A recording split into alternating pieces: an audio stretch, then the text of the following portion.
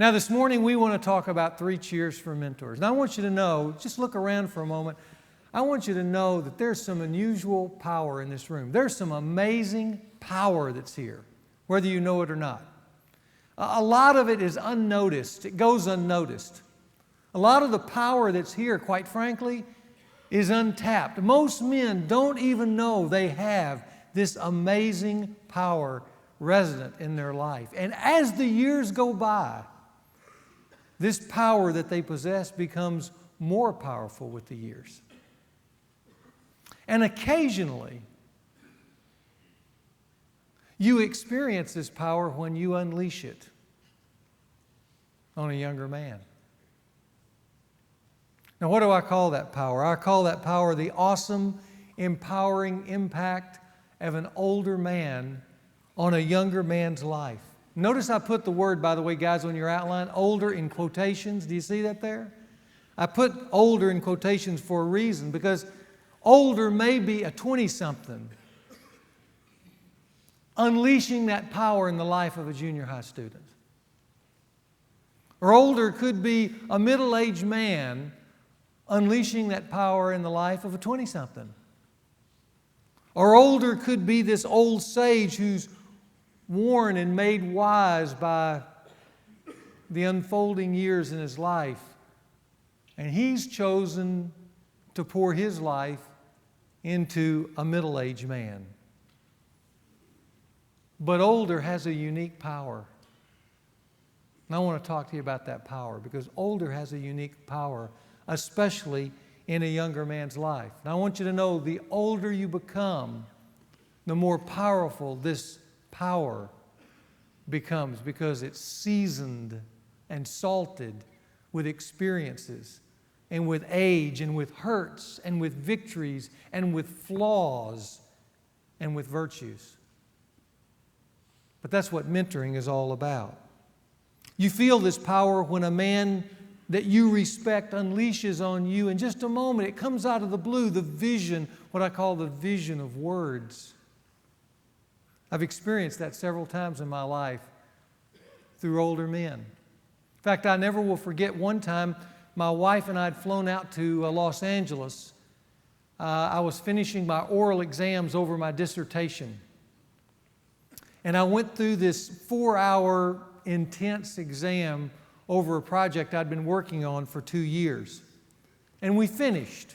And I had 2 professors who were taking me through these oral exams. And one of them was a man that I very, very much respected. I had some class work with him, and he was part of this oral team. And so we finished, and he walked out with me after the exam. And as we walked out and down the steps, he put his arm around my shoulder and he said these words. He said, "Robert, you have excellent ideas. And one day I predict they will be in print." That's all he said. He walked away. And I thought, me? I could have ideas that were worth putting into print somewhere? I never thought that. I'd never imagined me having anything really to say to anybody. But in this moment, something magical happened. This older, proven man, as we walked down those stairs, it was as if he pinned wings on my chest and said, "Fly! You can do it." He put vision in my life that I'd never considered before. In that moment, with his arm wrapped around my shoulder, I could feel the power of his belief flow into my life. Did you know younger men just naturally look to older men to do this for them? I call it locking onto a life. Younger men want and need the blessing of older men. Years ago, I read the story of Scotty. Scotty was a young guy. When he was going into high school, his mom and dad divorced. And a couple of years later, Scotty's mom remarried a man who was wise named Robert. In fact, him and his brothers called him Daddy Robert. I want to read just a little excerpt from Scotty's life. Here's what he said. My brother Tommy was the strong one, the gifted student, the stellar athlete. I was the weaker brother, the skinny one, the split end, not the tight end. I had a low self-esteem, but one day all that changed. Daddy Robert, my stepfather, was driving me to one of my football games when he patted my leg. And he said, "You know, Scotty, you're really strong." What?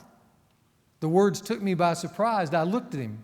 Suddenly I felt alone with this man, Daddy Robert. Up to then he had been one large component of our family, yet a virtual stranger to me. Now for the first time I saw us as a combination of two. Not he and Mom, not he and Buzz, not he and Tommy, he and I. It scared me, but it thrilled me. "You really are strong, Scotty," he said. "You're wiry." His hand felt huge and warm on my leg. Something surged in my veins. He believed. With my oversized helmet sitting atop my bird-like frame, I must have looked like a Tootsie Roll Pop on the football field. But given those few simple words, I was set loose with a fury. On the Lancaster Tigers in particular. There was a terror across the line of scrimmage that night. I could see it in the eyes of the Lancaster player who lined up in front of me. Little did he know I'd had hands laid on me, anointing me for this battle. I had a license to kill. All because Daddy Robert said so. For 4 quarters, my opponent felt the full force of ageless, patriarchal blessing smashing against his head and shoulders. I was a different man, all because my stepfather had spoken life into me. Can you feel that? That awesome power. It's everywhere in the world. Men carry it around with them. Unfortunately, very few men give it away. And yet, in our generation, there are hundreds, thousands, millions of young men who are longing for an older man to point the way and to give the blessing. Men, I want you to know that in the second half of my life, one of the greatest blessings of this season of life is to have the privilege and the honor to recognize and bless and ignite potential in young men. To stand next to them, just to put your hand on them and tell them they're good at something. Tell them that you believe in them. Tell them that they have potential to go higher and further than they ever imagined, that they don't have to live in a dumbed-down masculinity, that they can stand above the crowd, they can stand above the culture, and they can stand above the age and be noble men, knights in these Middle Ages. But they need the blessing. Many of you know our church over the last few years has embarked on a kind of a journey of planning other churches, and we bring young men from all over the country here to train for a year in what we call a leadership residency. And then at the end of that year, we help them launch new churches around America, and for some, even around the world. Some months ago, the wife of one of those young men wrote me this note from a moment I wasn't even aware of. And I think that's part of this amazing power. Sometimes you're not even aware you're unleashing it. Here's what she wrote to me. She said, 2 winters ago, the minister of our church broke his leg. So for several months, my husband had to take on almost all of the responsibilities of pastoring our church while carrying a huge load at seminary.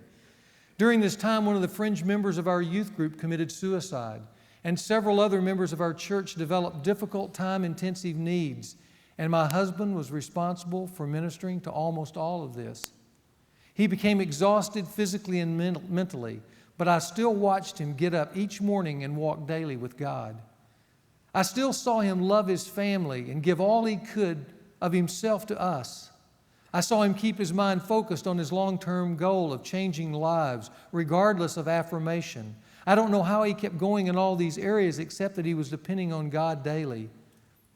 Still, our pastor, my husband's boss, remained distant and ungrateful.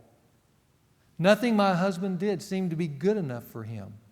At times it seemed as if he was intentionally trying to break my husband's spirit. Our friends and our family encouraged us to leave. We felt tattered and bruised and tired. It was so hard to stay energetic and excited when the authority over us was perpetually negative. Maybe part of growing up is learning to push forward in the right thing, even without the encouragement of others. I think my husband learned this lesson, but it was a hard one.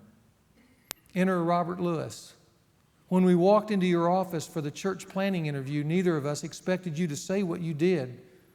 I thought you were going to drill us with some hard question and look for red flags, but that's not what you did at all. I don't know if you remember this, and I don't, but you said something to my husband about watching his sermon video and recognizing his God-given gifts for teaching. I think you even said that he was the kind of guy you would enjoy listening to. You told him something about being committed to helping succeed in ministry. Those words may seem simple to you, but I want you to know they weren't simple to us. They were powerful, life-changing words that we desperately needed at this time in our lives. As we sat in your office, I could feel a change happening in my husband. I hope this doesn't sound goofy, but as I look back on the memory, it doesn't seem at all like we were sitting around a wooden table in a church. In my mind's eye, the memory is placed within a wind-blown lambskin tent in the desert during an ancient rite of blessing. The war-seasoned king walked forward and put his hands on the young soldier's shoulders, and then he commissioned him to go forth and conquer. I'm trying to say it was that big of an experience for us, and that's why I broke into tears in your office. But that afternoon I could tell that God was doing something deeply significant through you and my husband. Some kind of burden was lifted in him, and he has been different since that moment. Something about him is even more powerful now, freer than it has ever been. He's dreaming even bigger dreams. He's thinking bigger thoughts. And several weeks ago, he and I were talking about the differences in him. He noticed it too. And I asked him when he believed that change had started. And he thought for a moment. He said, that day in Robert's office.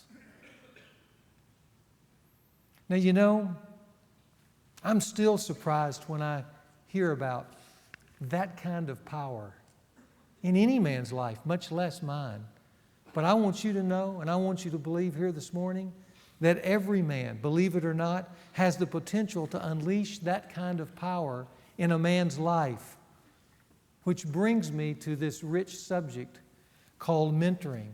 Because it's in mentoring a young man and spending regular time with him that this kind of power is best unleashed. So for a few moments, let's explore mentoring. Take a look at your outline. We get the word mentor from Homer's Greek classic story, The Odyssey. I don't know if you've read that wonderful story, but it's about Ulysses. He's the main character.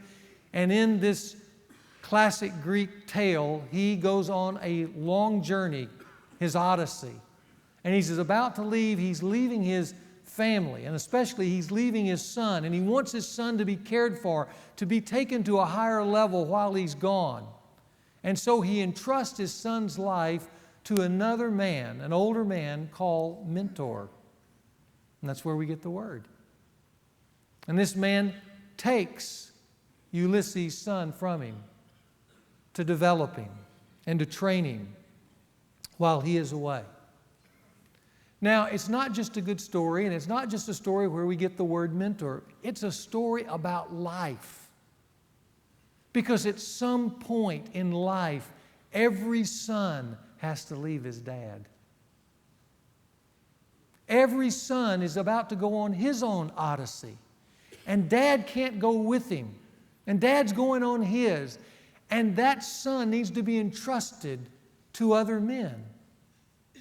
And if he doesn't find those men, his life is going to be impoverished and deficient because of it. But here's what I want you to know. Leaving dad is a good thing. May not feel that way, but it's a good thing. And here's why. Because dad can only take a son so far in life. Now, we don't like to believe that as dads, but dad can only take a son so far in life. That's why a son needs to be handed off to other men, to mentors. And blessed is the man whose life is filled with mentors, even one mentor. It's wonderful to have that. That's because male mentors are specialists who are used to expand and enrich a young man's life. They enter a son's life at various points in his life, in his journey, and they teach a young man skills his father could not. And they call a young man to pursuits and feats his father could not imagine. They empower a young man with resources and confidences and wisdom that's often outside his father's ability, all in the context of mutual admiration. Because you get to where you admire each other. You admire the mentor, and the mentor admires you. That's the role of a mentor. To carry on the training and empowering that a dad began, but a dad couldn't finish. And no dad can finish it. There has to be other men in your life. Let me give you 5 comments about a mentor. We can put these on the screen. Here's the first. He is one who supports. He is one who supports rather than competes with you. Secondly, he is one who is primarily a cheerleader, not a critic. You know, one of the great things about a mentor is he's not going to see what's wrong in you. He's going to see what's right about you. I know as a dad, as my sons have gotten older, sometimes, and they're wonderful sons, but sometimes it's just the natural inclination of a dad to find the things that a son's not doing. Keep picking at it. Enter the mentor. And he comes in and he doesn't notice so much the soft spots. He notices the things that's right about you. And he can feel those things and the power those things could have if they could be further developed. And he wants to breathe even more life into those things. He is the one, number 3, who seeks to encourage the development of your gifts while seeking to protect you from costly mistakes. He is the one who admires and delights in you because he instinctively recognizes your value and untapped potential. One of the things about a mentor that's always unique is that he has a gut feel for you. He can listen to you. It's like I listened to this young man on video in his sermon. I was just sitting there listening, and I could feel in my gut, this guy can preach. This guy has a future. He's a leader, and he needs to know that. Now, I didn't know that when I said that to him, he was drinking it up like a guy in the desert lapping into an oasis. But it filled his soul. And I was glad and privileged to be a part of that moment. And that's what mentors do. They have a gut feel for your potential. Number 5, he's not necessarily a close friend. He may become a close friend. But you know, a lot of mentors don't become your close friend. But they do become a close confidant. They are safe people that you can say things to that you can hardly say to anyone else. I met a man on a business occasion that became a close friend of mine. And we've interacted through the years, but time has now pulled us apart. So in that sense, we're not close anymore. But one of the things that I enjoy is getting with him because he's one of these few people where I feel like I can just unload the things in my life. And he knows those things, and he instinctively goes to the right places and asks the right questions and offers the right encouragement. He's a mentor.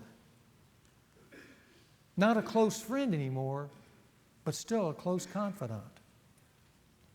Now, just for a minute, I want to do a little hard right turn because some guys, especially guys who are in the church, ask me, is mentoring the same as discipleship? Can I just touch on that just for a moment before we move on? And the answer is yes and no. Yes and no. No in that Both mentoring and discipleship seek to impart wisdom to a young man and unleash the best in him. I mean, mentoring does that, and discipleship does that. They call a young man up and out to get better in his life. But yes, there is a difference between mentoring and discipleship in that discipleship always has a spiritual center to it. It always has biblical moorings and roots to it, whereas mentoring may or may not. Mentoring may be purely secular in that sense. It may be to help you become a better investor of your money, or a better manager of your company, or a better fly fisherman on the Little Red. It can be in a host of things and purely one-dimensional. But discipleship always has a tie to life, spiritual life. So there is a difference, but in some ways they're also the same. I personally think the best mentoring that there is in any area or in any field is mentoring that ties the occasion back to the bigger scope of life. So I like mentoring to be also discipleship. Now let's look at what a mentor brings to the table. I think he brings 5 things. Here's the first. He brings wisdom through experience. It's the mentor who can say, I've been there. I can tell you what's on the other side of the river. I love it here at the church that we do a lot of premarital work with couples who are getting married. And one of the things that we try to provide for these couples as they go through this pre-marriage training is to know what it's going to be like on the other side of the river when they get married. But not only that, then we go ahead and provide for them a mentor for the first year of their married life to walk with them through those opening seasons, which is so important to get off to a right start. And I mean, can you imagine how rich is that to have somebody I can call during the first year of my marriage as I'm trying to adjust to this whole new experience? But that's what a mentor provides, is wisdom. Secondly, a mentor provides warnings. You know, we have another group of mentors here in the church, and those are people who've been through a divorce. And they formed a small group, and they talk about what that divorce meant to them and their family and their children. And now they've made themselves available to anyone in the church who's considering a divorce. And they'll meet with them. And they'll mentor them, and they'll say, you want to know what it's really like? We'll tell you what it's really like. And they give them that experience before they get there so they can be really clear about what they're about to unleash on them, their spouse, and their children for a lifetime. But that's what mentors do. They provide wisdom, they provide warnings. Thirdly, a belief in you. A belief in you, and gosh, it's good to be believed in. We all need that. You know, in Acts, you have this moment where Paul is on this missionary journey with a friend named Barnabas and a young man named John Mark, and evidently Paul got to the place where he got irritated with John Mark. He didn't think he had the right stuff. And so he told John Mark basically to catch a cab and go back home. And Barnabas objected because he thought John Mark was worth investing in. And they had a spat there. They had a fight about whether to bring John Mark along. And eventually John Mark and Barnabas left and Paul went on. Barnabas continued to believe in this young man, build into his life.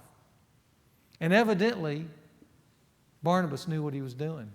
Because at the end of Paul's life, when he's in prison, when he's about to die at the hands of the Romans, he pens this little letter in 2 Timothy and he says, when you come to visit me, would you pick up John Mark? Because he's valuable to me. See, that's what a mentor can do. He can believe in you and maybe for you, allow you to believe in yourself.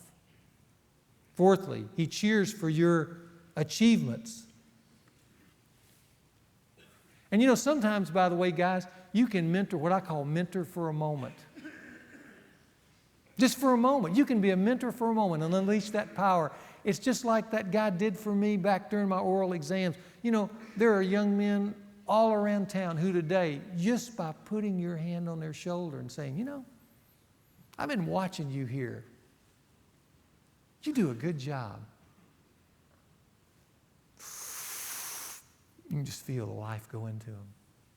Because you, a veteran, is recognizing the power of the rookie. And you're cheering for him. In some instances, a mentor brings to the table being a hero. Now, let me tell you, not every mentor is a hero. In fact, I think most mentors would look at themselves and say, I'm no hero. I mean, maybe I can share some things, but most of my life is filled with pockmarks and flaws and mistakes, and that's right. And that's part of what a mentor gives away, the raw experiences of life. But you know, it would be deficient on my part if I didn't say, you know, young men need heroes. They need older men they can believe in. They're not perfect, but they're good men, and these younger men want to be like them. And so in some cases, you're going to have a young man who locks on you, and even though you may not believe it, he says, you're my hero. And we need heroes today. I had a guy write a letter a number of years ago to me and to two other men. He wrote it to all three of us. Sent this letter, and I want you just to hear that in this letter. He said this: I have felt in my life a great sense of going it alone for so long.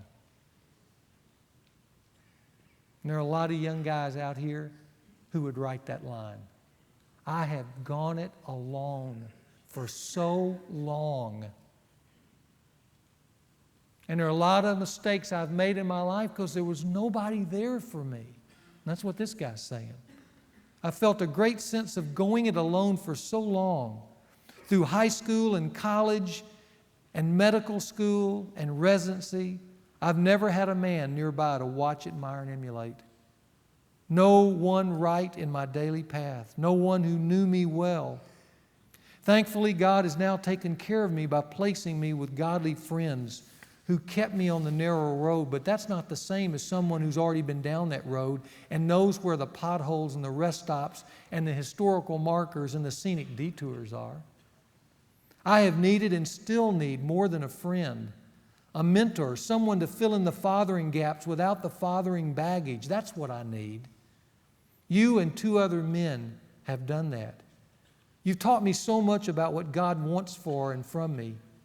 And you have modeled that kind of life, sharing from your heart and leading by example the rest of the time.